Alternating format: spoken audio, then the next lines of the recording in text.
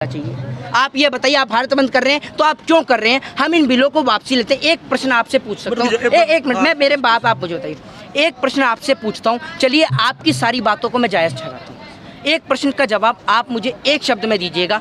जब हमें पता है कि इस बिल के जरिए हमारे 650 से ज़्यादा किसान भाइयों ने अपनी जान को खोया, हमें पता है हमारे किसान भाई सड़कों पे बैठे हुए हैं, हमारे किसान भाइयों को गर्मी का सामना करना पड़ा, बरसात का सामना करना पड़ा और धूप का सामना करना पड़ा, तो क्या हमारे देश की सरकार एक बिल को वापसी नहीं ले सकती? एक बात आपसे पूछ रहा हूँ, जब लोग हम कहते हैं, हम सरकार की बात से कह रहे हैं कि फ़ायदा है, लेकिन जनता नहीं लेना चाहती, तो आप क्यों दे रहे हैं ज़बरदस्ती? देखिए, अगर जनता आपसे एक सवाल में जवाब वापस होना चाहिए, नहीं होना चाहिए? जी, जवाब दे रहा हूँ, मैं दे रहा हूँ जी। जनता की बात करते हैं आप, वो कहते हैं मुट्ठी भर किसान है, जनता है नहीं। जनता अगर नहीं होती वो जीतती क्यों? जनता उनके साथ है, जनता उनके साथ है, जनता किसान बिल वालों के साथ नहीं है। अच्छा, आप समर्थन कर रहे हैं, आपके साथ नहीं है, जनता उनके साथ है, उनके बिल का समर्थन कर रही है, इसलिए वापस लेने का कोई सवाल नहीं है, ये उनका कहना है स्पष्ट। बिल्कुल बिल्कुल, आपने सरकार की बात को रखा। आप मुजफ्फरनगर गए थे? गया था मैं। आपने मुजफ्फरनगर महापंचायत देखी? पूरी खबर। तो आपको पता है, ये आपको बखूबी तौर पे पता है कि क्या सरकार की मुट्ठी इतनी बड़ी है कि कश्मीर से कन्याकुमारी तक देश की जनता को अपनी मुट्ठी में समेट ले? बताइए, अगर सरकार की मुट्ठी इतनी बड़ी है तो आप कह सकते हैं मुट्ठी भर किसान है, वरना ये पूरे हिंदुस्तान का किसान है जो आज अपनी जमीन के लिए, अपनी मिट्टी के लिए इस लड़ाई को लड़ रहा है। मोहित जी, मैं यही प्रश्न पूछूंगा, माननीय प्रधानमंत्री दौरा और उनका साइड इंस्पेक्शन है जो सेंट्रल विस्टा का पार्लियामेंट, ये प्रश्न है। पर मेरा प्रश्न यह है अभी भी दोबारा आपसे कि जो सफलता का प्रमाण दे रहे हैं कि आपका भारत बंद सफल रहा जी, और आप कह रहे हैं कि किसी को ज्यादा तकलीफ नहीं हुई जी, संदेश क्या दिया आपने इसको? संदेश हमने यही दिया कि सरकार जो लोगों का देश का पालनहार किसान है उसको सड़क पे बिठा रही है, तो सरकार को भी एक संदेश जाना चाहिए और सरकार को भी पता चलना चाहिए कि आंदोलन लगातार चल रहा है। और भारत बंद करने का मतलब सिर्फ यही था, भारत बंद करने का मतलब सिर्फ यही था कि लोगों को पता चले कि भाई किसान आज भी सड़क पे बैठा है और आज भी उसकी कोई सुनने वाला नहीं है, क्योंकि सरकार जब प्रेशराइज होगी, जब आम जनता इस किसान के साथ जुड़ेगी, और आज आम जनता जुड़ चुकी है। और इसीलिए जो हमारे आस पड़ोस में रहने वाले लोग हैं, मैं दोबारा इस बात को रिपीट करूंगा कि उन्होंने एक बात को कहा कि आज हम ऑफिस नहीं जाएंगे, वो इसलिए कि हमारी तनख्वाह कटे तो कटे, लेकिन आज हम अपने किसान को समर्थन देंगे और भारत बंद में उसके साथ खड़े होंगे। आप कह रहे हैं ये कि मतलब जनता ने परेशानी हुई, वो नहीं जाएंगे, तनख्वाह कटे तो कटे, ये लाखों गाड़ियाँ जा रही हैं, ये कहाँ से जा रही है? दिल्ली गई तो वापस आ रही है, गए थे लोग, जाम में फंसे थे लोग। सभी को पता है 4 बजे तक की गाड़ियाँ थी, और यहाँ पर कौन सा जाम लगा हुआ था ये बताइए? ये तो गाड़ी दिल्ली वाला है भैया, बताइए दिल्ली पे कहाँ पर जाम था? आप बताइए। मैं आनंद विहार पे जाम था, आनंद विहार पे जाम था भैया, सुबह आनंद विहार पे था ना, सुबह का था। अभी टाइम क्या हो रहा है? अभी एक मिनट अभी देख लेते हैं, अभी टाइम हो रहा है। मेरा प्रश्न ये था भैया, 4:50 हो रहे हैं और 4 बजे तक का भारत बंद का ऐलान था, क्या 1 घंटे में रोडों पे गाड़ियां नहीं आएंगी? बताइए।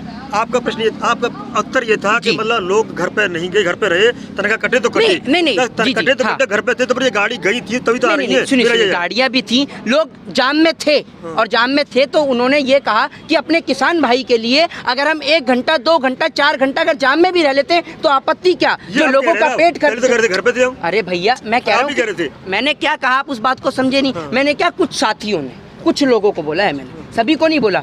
अब कुछ में ये तो है नहीं पूरा 133 करोड़ हिंदुस्तान आ जाता है, ठीक है ना, तो मैंने कुछ लोगों को बोला है जी। ये बताइए, एक मेरा प्रश्न है, अभी आप कह रहे किसानों के लिए योगी जी ने, माननीय योगी जी ने अभी गन्ना का मूल्य बढ़ाया है, मंत्रिमंडल का विस्तार भी किया है, जी, आराम से मतलब सरकार को ढंग से चलाया जा सके। एक बात आप मुझे बताइए, क्या 4.5 साल के कार्य में अब मात्र कितने दिन बचे हैं? अब इस सरकार के मुश्किल से 4 महीने बचे हैं, और 4 महीने भी इलेक्शन कैंपेनिंग के हैं। क्या 4.5 साल में योगी जी को गन्ने के दाम बढ़ाने की याद नहीं आई?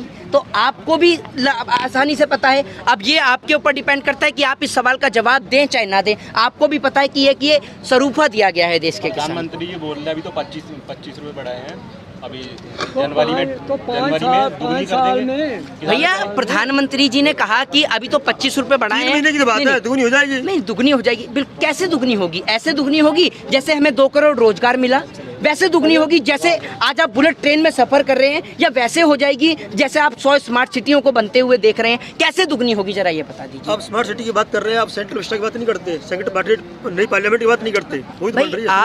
सुनिए, शुरुआत तो हुई। अरे भैया, 7 साल में सिर्फ शुरुआत ही हुई है। चलिए एक बात मुझे बताइए, पार्लियामेंट में इस देश की गरीब जनता 133 करोड़ जनता में से गरीब जनता कौन सी पार्लियामेंट में जाती है, इस बात का आप जवाब दीजिए। गरीब जनता के प्रतिनिधि जाते हैं वहाँ पे। भैया गरीब जनता चुनती है उनको, वही भेजती है वहाँ पर। गरीब जनता के कैसे प्रतिनिधि? जो आज देश की जनता को नंगा कर खुद 10 लाख का सूट पहनते हैं, वो प्रतिनिधि? या वो प्रतिनिधि जो देश के किसान के उनके पास मिलने का समय नहीं है, लेकिन बांग्लादेश और अमेरिका का दौरा करने का उनके पास समय है? किसने चुना था? चुना तो जनता नहीं था, चुनती जनता ही है, चुनती जनता ही है, और गलती भी जनता से ही होती है, और गलती को सुधारने का काम भी ये जनता ही करती है, और बखूबी इस गलती को सुधारेगी। आप मतलब बीजेपी के पीछे क्यों पड़ गए? भाई आप एक बात मुझे बताइए, मैं बीजेपी के पीछे पढ़ूं तो क्यों ना पढ़ूं? अब एक सवाल का आप मुझे लॉजिकली जवाब दीजिए। एक मिनट, आपने सवाल का जवाब, आपने कहा बीजेपी के पीछे क्यों पड़े? मैं आपको एक जवाब दे रहा हूँ, पहले मैं आपको एक जवाब दे रहा हूँ। नहीं, मैं सुनूंगा आपकी बात। एक सवाल का जवाब मैं आपको देना चाहता हूँ, और आपसे आज पर्सनली सवाल है, आपसे सिर्फ। बताइए। सरकार ने जनधन योजना के तहत खाते खुलवाए, 500-500 रुपये प्रत्येक खाते में डलवाए, ठीक है। प्रधानमंत्री जी अक्सर अपने भाषण में कहते हैं 125 करोड़ की आबादी। हम 125 करोड़ की आबादी पे न जाके 50 करोड़ की आबादी की बात कर लेते हैं। अगर 50 करोड़ आबादी ने खाते खुलवाए और 500-500 रुपये अपने खाते में डलवाए, तो आप लगाइए कितना पैसा आया, लगाते रहिए जीरो, कोई हिसाब नहीं है। लेकिन एनपीए के तहत 3,16,500 करोड़ रुपए का कर्जा किसका माफ किया सरकार ने? अंबानी साहब का। सुनिए अब ये मेरा भी खत्म नहीं हुआ। अंबानी साहब का माफ किया, किसान का नहीं माफ किया। दूसरी बात ये, आपने कहा मैं बीजेपी के पीछे क्यों पड़ता हूँ, आप मुझे आज इस सवाल से संतुष्ट कर जाइए। मैं बीजेपी के लिए नहीं बोलूंगा कि 3 लाख करोड़ रुपया, सुनिए एक मिनट, 3 लाख करोड़ की बात यहीं खत्म नहीं होती। प्रधानमंत्री मोदी जी बोलते हैं नोटबंदी के बाद काले धन के तौर पे 3 लाख करोड़ रुपया विदेश में आया, तो हमने 1 लाख करोड़ रुपया जापान से उधार क्यों लिया? हाउ टू एक्सप्लेन, बताइए आप मुझे। 80 करोड़ लोगों को जी भोजन के लिए राशन मिल रहा है। नहीं, मेरी बात ये 1 लाख, वो 3 लाख करोड़ कहाँ गया, और 3 लाख करोड़ कहाँ गया जो हमें 1 लाख करोड़ उधार लेना पड़ गया? बताइए ना, बता रहा हूँ मैं। 80 करोड़ जनता को जी, 80 करोड़ जनता को भरपेट भोजन मिल रहा है, फ्री में राशन मिल रहा है ना, गरीबों को आवास मिल रहा है, माताओं को गैस मिल रही है जी, मुफ्त वैक्सीन मिल रही है जी। अब खर्चा नहीं लगता आपको। एक बात आप मुझे बताइए, मुफ्त में गैस आज कहाँ मिल रही है?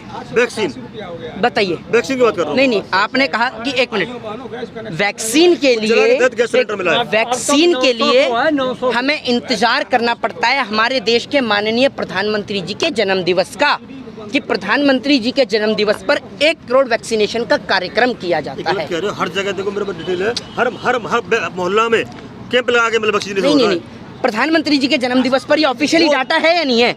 मैं अपने घर का डाटा तो बता नहीं रहा हूँ। कुछ लोग कहते हैं, किसानों के लिए कहते हैं 15 लाख की भीड़ थी, उन्होंने कह दिया लोग वैक्सीन लगे। कुछ लोग क्या, ये तो नेशनल चैनल पूरा दिखा रहा है 1 करोड़ वैक्सीनेशन प्रधानमंत्री जी के जन्म दिवस पे दिखाया था। 15-20 लाख भीड़ थी वहाँ पे। 1 करोड़ वैक्सीनेशन का ये मुझे बताइए कि 3 लाख करोड़ से क्या लेना देना है?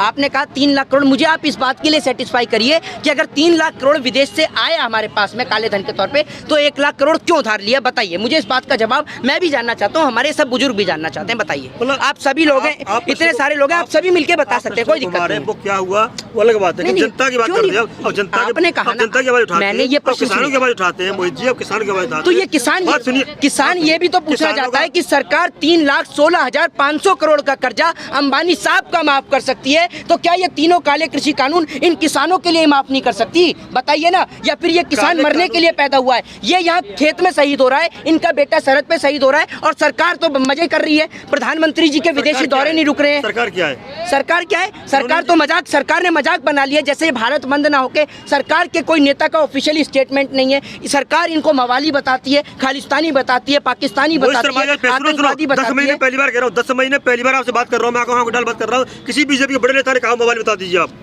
एक मिनट, आतंकवादी है, किसी ने कहा एक नहीं बताया। राजनाथ सिंह नाम लीजिए, किसी का नाम लीजिए। मैं आपको नाम लेके बताइए। आप एक बात बताइए, जिसने बीजेपी को कहा, जो फोगाट थी, क्या नाम था उनका? अरे वो नेता थोड़ी यार, ये कोई बुब्बू है क्या? किसी राष्ट्र गाड़ी ने, किसी प्रवक्ता ने बड़े ने कहा, बता दो आप भाई। आप मुझे क्या कह रहे हैं, क्या मतलब है यार? नहीं, आप क्या कैसी बात कर रहे हैं? आप खालिस्तानी बोला गया, आपने किसान को सुना नहीं आपने? किसी ने कहा, किस बीजेपी का राष्ट्रीय नेता ने कहा? अरे भैया आप एक बात मुझे बताइए, मतलब जब प्रधानमंत्री जी अपने मुंह से कहेंगे तब आप यकीन मानेंगे? राष्ट्रीय नेता ने प्रवक्ता ने कहा। ये एक बात मुझे बताइए, ये जो बीजेपी के लोग नहीं है, आप मना करिए कि बीजेपी के लोग नहीं है।